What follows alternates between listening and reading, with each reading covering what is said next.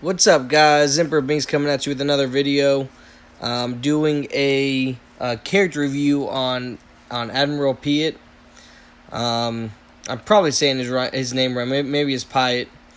Admiral Piett. I don't know how to say his name. Like I said in the previous video, I'm not good at pronouncing names. It's you guys know who I'm talking about. We're talking about this guy. Um, I don't really know much about this guy.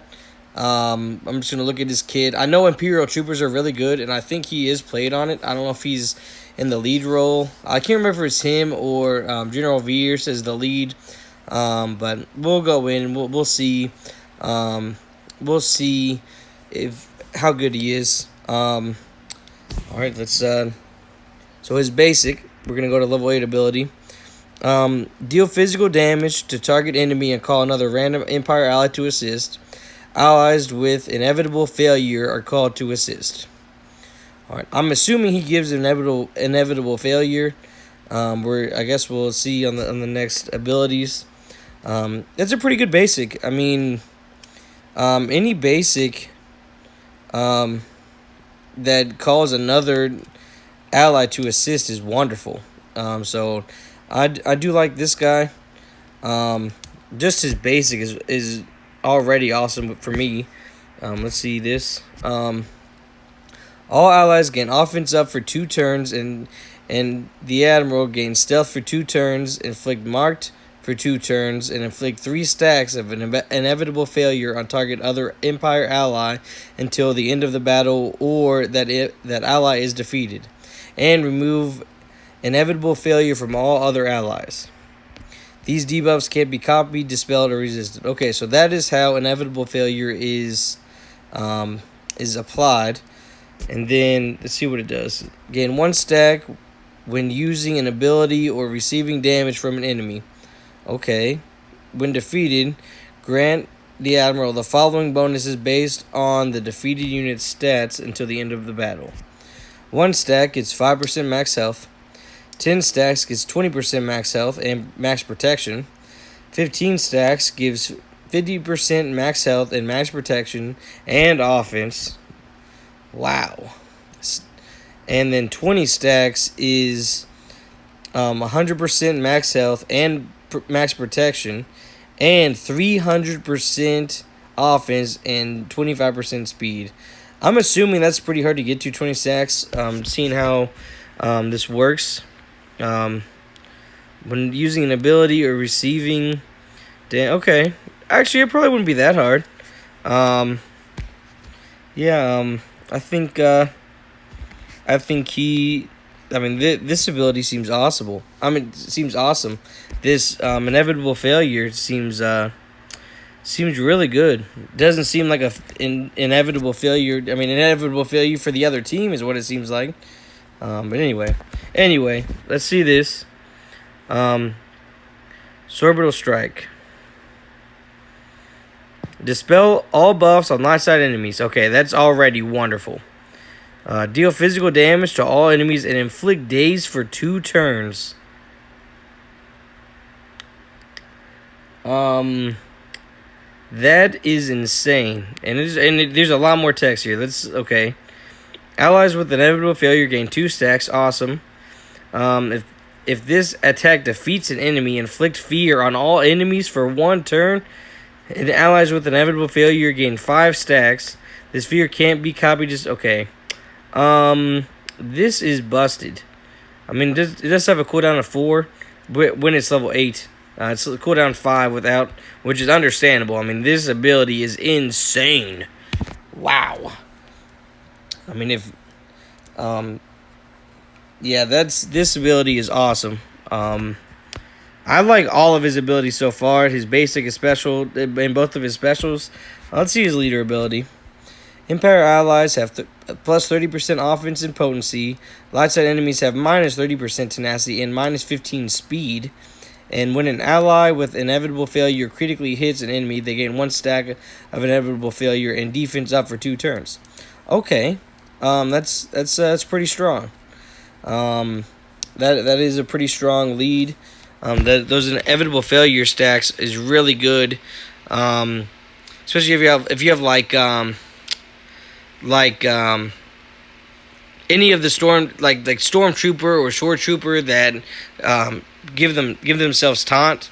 That's going to be really good for them. Anyway, let's see. And then the last ability, his unique Empire's Trap. The Emperor's Trap, my bad. The Emperor's Trap. The Admiral has plus 60% counter chance and gains 5% turn meter whenever another Empire ally takes damage.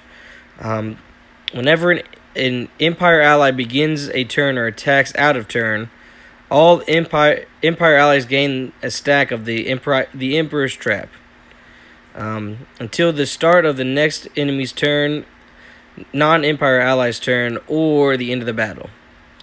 The Emperor's Trap can't be copied, dispelled, or prevented. Okay, that's I don't know what the Emperor's Trap does, but seeing how it gains stacks, just the 60% counter chance and 5% turn meter, whenever another Empire ally takes damage is very good. If Darth Vader is an ally, Darth Vader and the Admiral have plus 20% accuracy, potency, and tenacity. Okay, that's pretty sweet.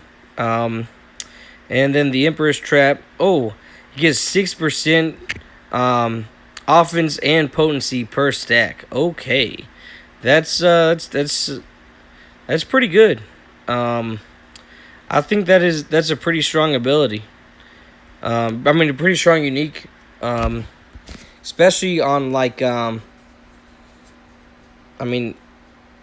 think I've seen people use this as like a counter with I might be wrong though. Using like with a counter with like Darth Vader to buff him up to give him extra accuracy and potency, so he's able to hit those like damage over time effects and his ability blocks against like some of the Galactic Legends. I think like and you use like Wat Tambo or stuff like that. So he. I might be wrong, but I'm pretty sure that this is on that team. Just really because of the buffs that it gives to Darth Vader. Because Darth Vader, that's a great buff to Darth Vader. Potency and tenacity. But all of his other abilities are insane. Like this Orbital Strike is awesome. Anyway. I really do like this character. Mods that I would put on him, I would probably go with, because you want to use this ability as many times as possible, and speed is king in this game. So I would go with like a set of 4 speed mods, and I would either it really depends on what you're trying to do. Like if you're putting it in that lineup to use for Darth Vader. I would do speed, like 4 speed and 2 health mods. But if you were gonna do it like an Imperial Trooper, where he's gonna be doing a little bit more damage, I would still do the 4 speed mods. But instead of the health, I would probably do like 2 critical hit chance on him. That might be a little bit better. You could probably go 4 offense mods instead of speed, but you'd have to have some really good secondaries on offense mods to really want to do that. I would probably still go with the speed, but yeah. Something I forgot to do on the last one is see where he's farmed, to see I forgot to do Admiral Akbar to see where he's farmed. 6B hard light side, 16 energy. It's not a 20 hard battle, which is fine. It gives you some decent gear. You also get to farm Resistance Hero Poe with them at the same time. So you're farming 2 characters for 1 for 16 energy, and you're getting 2 decent pieces of gear. Let me see this. Yeah, these aren't as important. But two. Resistance Hero Poe. I'm gonna do a review on him later on too. So we'll talk about him later. But getting 2 for 1's always great. So yeah, he's not that hard to get early on. So I mean, with all of these things considered, and once again, no, like I'm not gonna put him up in the A category with some of the stronger characters like General Anakin Skywalker, Malik, stuff like that. Um, I would give him. I'm gonna give him like a C plus, C plus, B minus. Probably closer to. I'll just give him a C plus, not a B minus. Give him a C plus. Very good character.